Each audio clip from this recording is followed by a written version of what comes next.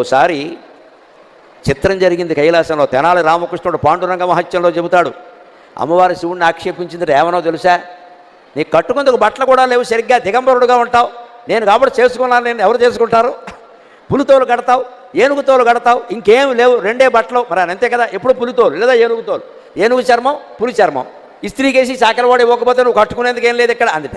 అంటే ఆయన అన్నట్ట, పులితోలు ఏనుగుతోలు రెండు దాచిపెట్టాయి, నేను ఏం కట్టుకుంటానో నీకు చూపిస్తాను అన్నట్ట. ఈవిడ కావాలనే పులితోలు ఏనుగుతోలు అయ్యవారికి దొరకకుండా చేసింది. ఈవిడ స్నానం చేసి వచ్చింది కైలాస మానస సరోవరంలో. ఆ తువ్వాలు ఉంటుంది కదండి, అమ్మవారు తుడుచుకున్న తువ్వాలు, అది ఆరేసింది అక్కడ.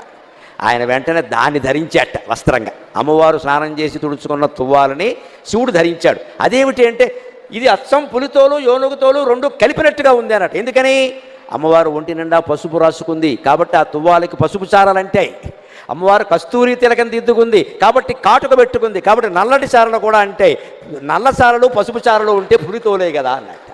అదండి శివుడి చమత్కారం, అదండి శివుడి అమ్మవారు పరమానంద పడిపోయింది. ఓ నీ ఇల్లు బంగారంగా, దేవాది దేవుడివి, మహానుభావుడివి, నేను తుడుచుకున్న తువ్వాలు నువ్వు కట్టుకోవడం ఏమిటాయి అంటే ఒక్కటే మాట, ఐ లవ్ యూ అన్నట్టు, అంతే, ఇంకేం లేదు ఇక్కడ. అదే లెక్క. నేను నిన్ను ప్రేమిస్తున్నా నాకు అన్నీ బాగానే ఉంటాయి, తుడుచుకున్న తువ్వాలైతే ఇంకోటైతే, నిన్ను ఇష్టపడినప్పుడు నీకు సంబంధించినవన్నీ ఇష్టపడతా, అంతే. ఇదండి దాంపత్యం. ఇలాంటి మాట భర్త నోట భార్య నోట వస్తే సంసారాలు బాగుండవండి. మాట్లాడడానికి కూడా ఏమైనా ఖర్చు ఉందా, బ్యాంకులో ఏమైనా డబ్బులు ఇవ్వాలా? ఓ మంచి మాట మాట్లాడడానికే